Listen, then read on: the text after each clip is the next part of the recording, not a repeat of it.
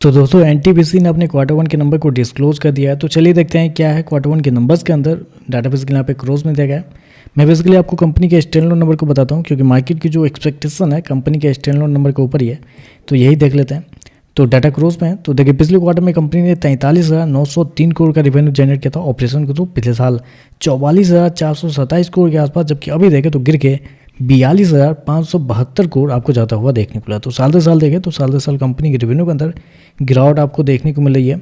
लगभग बोल सकते हैं आप 4 से 5% के आसपास की गिरावट है कंपनी के रेवेन्यू के अंदर साल दर साल। जबकि क्वार्टरली बेस पे जाते हैं तो क्वार्टरली बेस पे भी कंपनी के रेवेन्यू के अंदर गिरावट आपको देखने को मिले। यहाँ पे भी देखें तो लगभग बोल सकते हैं 3 से 4% के आसपास की गिरावट आपको देखने को मिले। तो कंपनी का रेवेन्यू देखें तो आपको साल दर साल क्वार्टर गिरता हुआ देखने को मिल रहा है। हालांकि मार्केट का अनुमान भी था कि कंपनी के रेवेन्यू आपको इस क्वार्टर में आपको गिरते हुए देखने को मिल सकते हैं।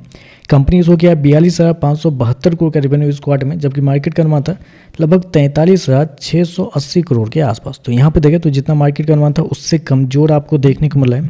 तो आप कह सकते हैं रेवेन्यू थोड़े से कमजोर आपको देखने को मिला है।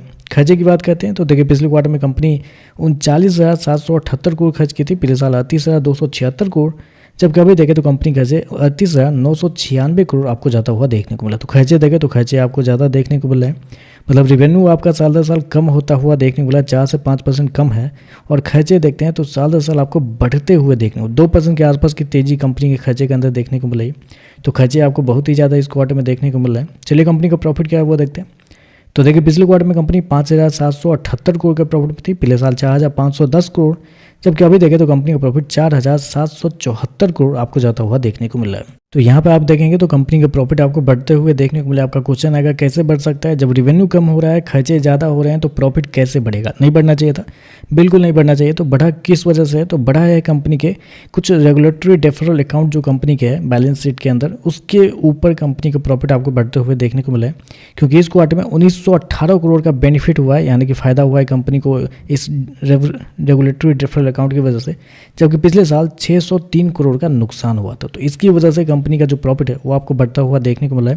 क्योंकि इसको हटा के देखते हैं तो पिछले साल कंपनी का प्रॉफिट 5,114 करोड़ था, जबकि अभी देखें तो 2,856 करोड़ आपको देखने को मिला। तो लगभग बोल सकते हैं 45% के आसपास की गिरावट है साल दर साल कंपनी के प्रॉफिट के अंदर। क्वार्टरली बेस पे जाते हैं तो यहाँ पे भी लगभग 30% के आसपास की गिरावट है। तो कंपनी का प्रॉफिट कमजोर आपको देखने को मिला, बस डिफरेंट अकाउंट की वजह से कंपनी का प्रॉफिट आपको बढ़ते हुए देखने को मिला है। कंपनी सो गया 4,774 करोड़ के आसपास का प्रॉफिट, जबकि मार्केट का अनुमान था लगभग 4,710 करोड़ के आसपास। लेकिन आई थिंक ये चीज़ें जो यहाँ पे है वो शायद इंक्लूड नहीं की गई होगी मार्केट के एस्टीमेट में।